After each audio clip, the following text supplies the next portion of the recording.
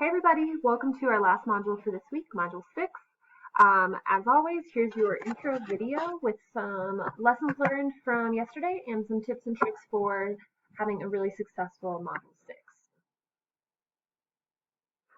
So first things first, here's what we're going to be doing today. You are watching Intro to 416 video. I am really pushing for everyone to watch these, and I'm going to talk a little bit more about that as we move forward. You're going to work on 4.6 Module 6 for today.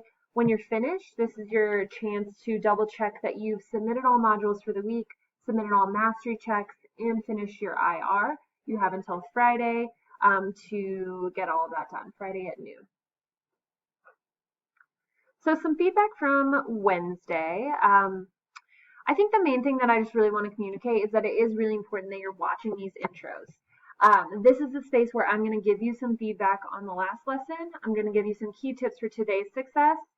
And I think what I'm noticing is that when fewer people are watching the videos, more people are missing key information. So yesterday, there was a poll, for example, that I wanted you to do in the chat. A lot of people didn't watch the video. A lot of people missed that. So let's just make sure we're watching these.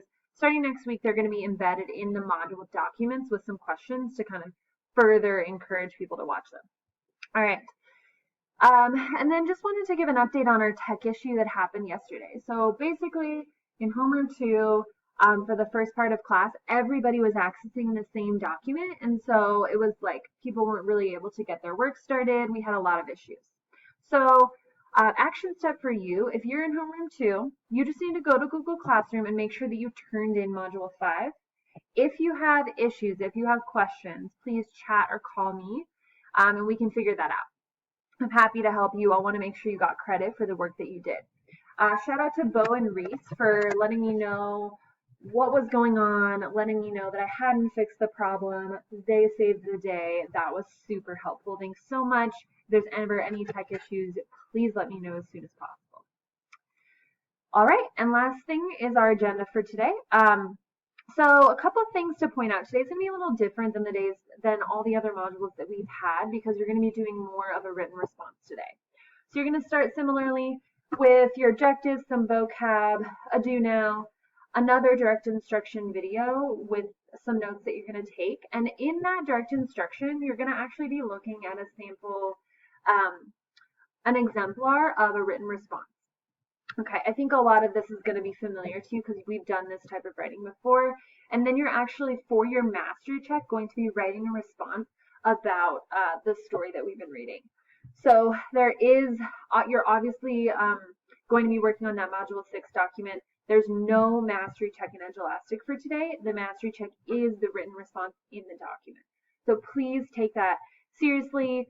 I'm going to be honest. I am going to be grading your written response because that's kind of the culmination of the week. So just like please make sure you're giving that your full effort and really writing the best piece that you can. And then our objectives for today. So today, students will be able to craft an extended response that analyzes why Emily does not confront Mrs. Allen in trial by combat.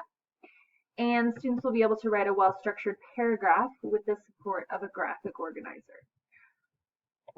So before we finish this up for today, I just wanted to show you a little bit more about that extended response. So you'll see an exemplar in the direct instruction for today.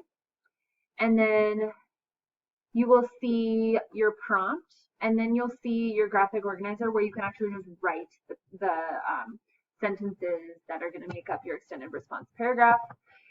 There's a link to the full text, so obviously you're going to be pulling quotes from that, and rather than go through and find quotes in each of the modules, you can just pull them from the full text. And then lastly, there's a rubric.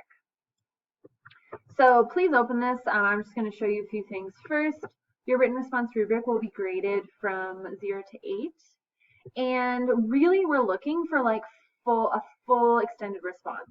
So that the following are all included and complete: background, thesis, or topic sentence, lead-ins for your evidence, good explanations for both pieces of evidence, and then a sort of synthesis analysis sentence at the end, really tying everything together. This is something you all are just like pro at. So I'm really excited to get back to reading or writing, and I'm here to help you as much as I can. Last thing, make sure that you're getting that IR in. You'll find your week 2 IR document, which you want to fill out. You again have till Friday at noon, so if you need to catch up today or tomorrow, you have the time. All right. Super excited to have made it through another week of eSchool with you all, and I'm available for questions as needed. Bye.